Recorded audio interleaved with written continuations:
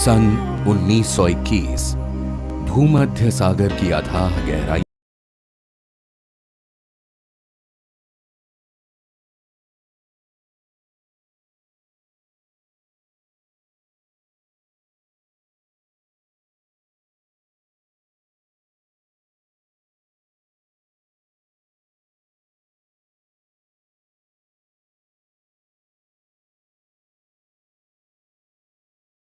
पर पगड़ी पहने एक सांवला सा हिंदुस्तानी युवक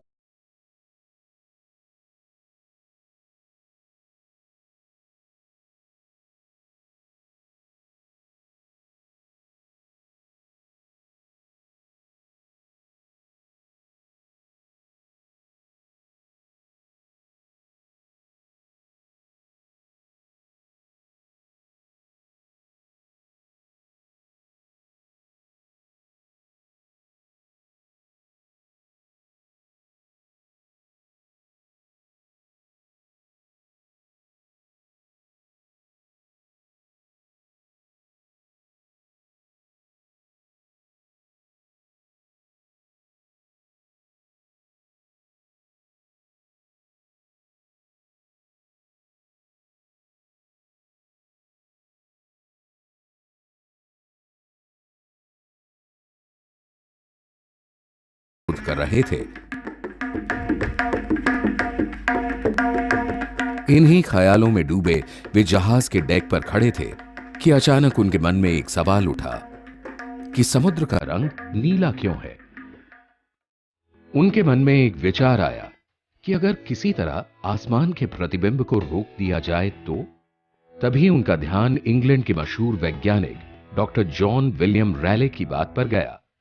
रैले का मानना था कि समुद्र के नीले होने की वजह आसमान का प्रतिबिंब है जो सीधा समुद्र पर पड़ता है।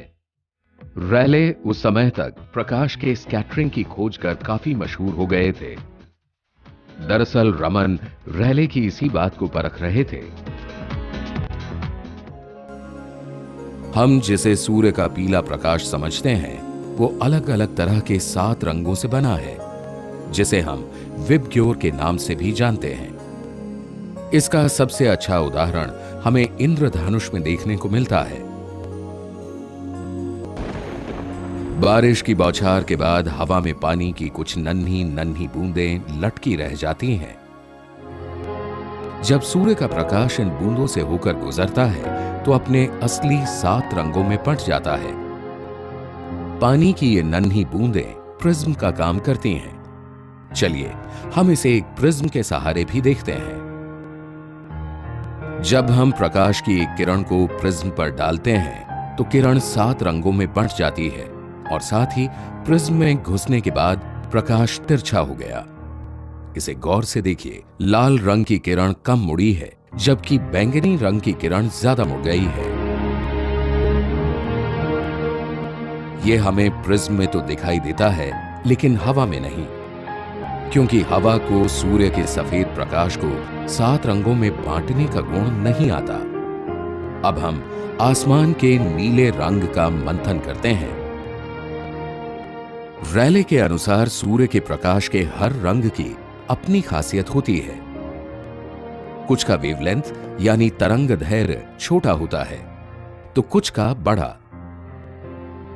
दरअसल ये प्रकाश के विभिन्न रंगों के तरंग दैर्घ्य पर निर्भर करता है कि वो किरण कितनी दूर तक जाएगी तथा कितना बिखरेगी। नीले रंग का वेवलेंथ कम होता है, इसलिए इनका छितराव ज्यादा होता है। जिन रंगों का तरंग दैर्घ्य ज्यादा होता है वे अमूमन अपना सीधा रास्ता ढूंढने की कोशिश करती हैं, यानी ये किरणें ज्यादा नहीं बिखरती। जब वायुमंडल में नीले रंगों की किरणों का बिखराव ज्यादा होता है तो हमें चारों तरफ वातावरण में फैले अणुओं में नीले रंग की छाया ही दिखती है, जिसके कारण हमें आसमान का रंग नीला दिखाई देता है। नीले रंग के प्रकाश का तरंग दैर्घ्य कम होता है, जिस कारण ये वायुमंडल में ज्यादा फैलती हैं। प्रकाश के कणों को हम फोटॉन के रूप में जानते हैं। रैले स्कैटरिंग में खास बात यह है कि कि यहां प्रकाश के फोटॉन और हवा के अणुओं के बीच किसी ऊर्जा का आदान प्रदान नहीं होता। रैले स्कैटरिंग में सिर्फ एक रंग की महत्ता होती है। इसके इसी लचीलेपन के कारण विज्ञान की भाषा में इसे इलास्टिक स्कैटरिंग कहते हैं। इलास्टिक स्कैटरिंग के कारण ही हमें आसमान का रंग नीला दिखाई देता है। बाकी दुनिया से बेखबर रमन के मन में ये विचार पनपा कि जिस तरह वायुमंडल की गैसें प्रकाश का बिखराव करती हैं, क्या पानी में ऐसा नहीं हो सकता? समुद्र पर आसमान की छाया पड़ने वाली बात कचोट रही थी। जब आसमान मटमैले रंग का था, तब भी समुद्र का रंग नीला ही दिखाई दे रहा था। दूसरा ये कि प्रकाश तो हर माध्यम में चलता है, चाहे वो हवा हो या पानी। भले ही पानी में उसकी रफ्तार धीमी पड़ जाती है। जैसे ही समुद्र का सफर खत्म हुआ, रमन कलकत्ता आ गए। 210 बो बाजार स्ट्रीट, कोलकाता। आज ये जगह चहल पहल से भरी हुई है, लेकिन सन 1923 में यहां एक शांत माहौल में रमन प्रकाश की किरणों के साथ प्रयोग कर रहे थे। हावड़ा के चहल पहल भरे बाजारों से सामान खरीदकर वे खुद अपने यंत्र बना रहे थे। उन्होंने एक साधारण सा टेलीस्कोप बनाया, जिसके अपर्चर यानी सुराख से सूर्य की रोशनी आ रही थी। टेलीस्कोप के दूसरे सिरे पर उन्होंने साफ पानी रख दिया, जिससे रोशनी को गुजरना था। इसके बाद उन्होंने कई फिल्टर लगाए। फिल्टर इस तरह लगाए गए कि एक फिल्टर से छनी हुई रोशनी दूसरे फिल्टर से कट जाए। रोशनी की आपाती रेखा जब एक फिल्टर से गुजारी जाए और बिखरी हुई रोशनी दूसरे फिल्टर से देखी जाए, तो रोशनी की लीक नहीं दिखाई देनी चाहिए, जब तक इस प्रक्रिया से रंग में हेर फेर न हो गया हो। लेकिन देखा गया कि रोशनी की एक लीक नजर आ रही थी। उन दिनों प्रयोग की जिम्मेदारी रमन के शिष्य रामानाथन पर थी। हरी रंग की मूल प्रकाश को पानी के अंदर नीले रंग में बदलते देखकर उन्हें हैरत तो हुई, लेकिन उन्होंने उस प्रकाश को फ्लोरोसेंस समझ लिया, जिसका मतलब होता है प्रकाश एक रंग सोख लेता है और फिर वहां से दूसरा रंग निकलने लगता है। जबकि होना यह चाहिए था कि मूल प्रकाश की किरण की तरह ही बिखरा हुआ प्रकाश भी दिखता। बाद में रमन और उनके एक और अन्य शिष्य कृष्णन ने भी इस प्रयोग को दोहराया। उन्हें भी वैसे ही नतीजे बरामद हुए। रमन को लग रहा था कि हरा रंग फ्लोरोसेंट नहीं है, क्योंकि इसकी चमक काफी कम थी, यानी ये बहुत ही पोलराइज था। रमन की लेबोरेटरी उन्नत नहीं थी, शायद इसलिए ही हरे रंग की किरण पर रहस्य का पर्दा पड़ा रहा। उन्हीं दिनों अमेरिका के मशहूर वैज्ञानिक आर्थर हूली कॉम्पटन भी स्कैटरिंग पर काम कर रहे थे। अपने प्रयोग के दौरान उन्होंने पाया कि प्रकाश सिर्फ तरंग की तरह ही नहीं, बल्कि कण की तरह भी काम करता है। कॉम्पटन स्कैटरिंग के हिसाब से जब एक्सरे की बीम किसी चीज पर पड़ती है, तो उस चीज के अणुओं से निकले ढेर सारे इलेक्ट्रॉन फोटॉन की एनर्जी को अपने अंदर सोखकर अपना एक अलग रास्ता बना लेते हैं। उधर फोटॉन का भी अपना रास्ता होता है, लेकिन इस टकराव के बाद उसकी एनर्जी कम हो जाती है और इसकी वेवलेंथ बढ़ जाती है। कॉम्पटन को इस खोज के लिए 1927 में नोबेल प्राइज मिला था। जब रमन को कॉम्पटन के नोबेल प्राइज की खबर मिली थी, तो वे अखबार खरीदकर सीधे अपने प्रयोगशाला की ओर दौड़ पड़े और हांफते हुए कृष्णन से कहा कि देखो कृष्णन, अगर ऐसा एक्सरे के साथ हुआ है, तो रोशनी के साथ भी हो सकता है। हमें अपने काम को आगे बढ़ाना चाहिए। कृष्णन उन दिनों चुंबकत्व यानी मैग्नेटिज्म पर काम कर रहे थे, लेकिन अब रमन के कहने पर वे हरे रंग की किरण के रहस्य को सुलझाने में जुट गए। रमन को पता था कि एक्सरे और कुछ नहीं बल्कि तरंग है, तो ऐसा ही चमत्कार तरल चीजों में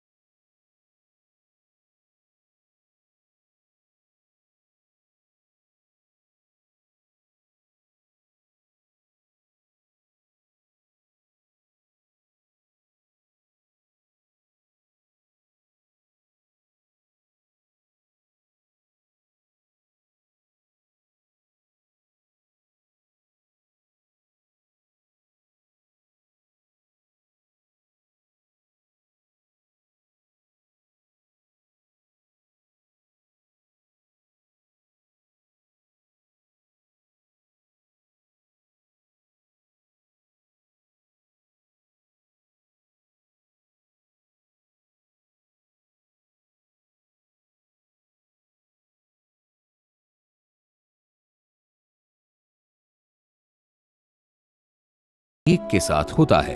इसीलिए इसे विज्ञान की भाषा में इनइलास्टिक स्कैटरिंग कहते हैं। अगले दिन इस खोज की घोषणा एसोसिएटेड प्रेस द्वारा की गई। जब हिलगर बेबी कार्टून स्पेक्ट्रोस्कोप से इस वर्ण क्रम को देखा गया तो पाया कि आपाती रेखा और नई रेखा के तरंग धैर्य का अंतर अणुओं के कंपन ऊर्जा के परिवर्तन से संबंधित है। बाद में जब कृष्णन स्कूली बच्चों को रमन इफेक्ट समझा रहे थे तो उन्होंने क्रिकेट मैच का उदाहरण दिया। आमतौर पर जब कोई बैटिंग करता है तो उसका बल्ला आगे पीछे होता है। अगर गेंद लगते वक्त बल्ला पीछे की तरफ है तो गेंद की गति उतनी नहीं होगी जितनी बल्ले के आगे होने से।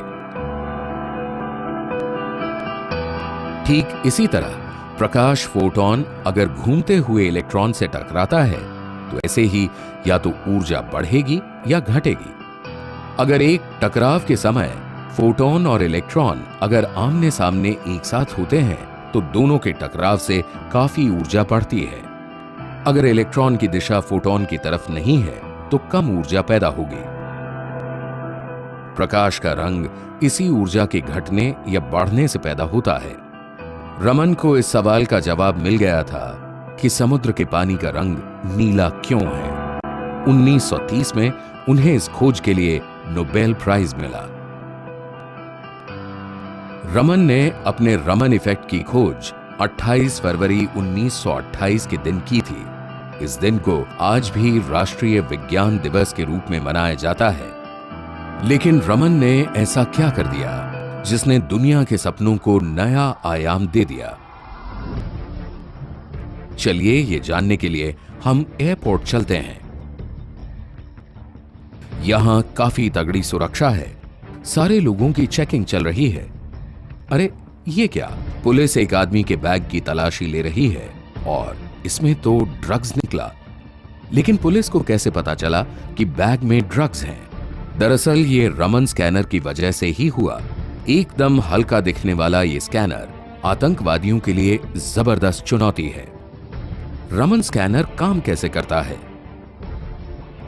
दरअसल जब स्कैनर से निकली हुई किरण किसी चीज पर पड़ती है तो उसका बहुत छोटा हिस्सा उस चीज के अणुओं से घुल मिल जाता है और जब प्रकाश छितर कर बाहर निकलता है उसके अणुओं के आधार पर पता चलता है कि उसमें क्या है। ये सारा काम मुश्किल से 20 सेकंड में हो जाता है। पहले इसी काम को हफ्ते, दिन और घंटे लग जाते थे। रमन इफेक्ट्स का इस्तेमाल तो अब फोरेंसिक कामों में होने लगा है, जिसके सहारे कुछ ही देर में पता चल जाता है कि कौन सी घटना कब और कैसे हुई थी। जब खास तरंग धैर्य वाली लेजर बीम किसी चीज पर पड़ती है तो ज्यादातर प्रकाश का तरंग धैर्य एक ही होता है, लेकिन 1000 में से एक ही वेवलेंथ में परिवर्तन होता है। इस परिवर्तन को स्कैनर ग्राफ के रूप में रिकॉर्ड करता है। स्कैनर में विभिन्न वस्तुओं के ग्राफ का एक डेटाबेस होता है। हर वस्तु का अपना ग्राफ होता है। हम उसे उन वस्तुओं का फिंगरप्रिंट भी कह सकते हैं। जब स्कैनर किसी वस्तु से लगाया जाता है तो उसका भी ग्राफ बन जाता है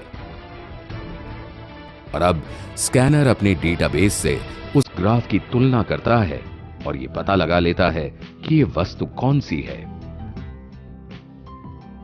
हर अणु की अपनी खासियत होती है।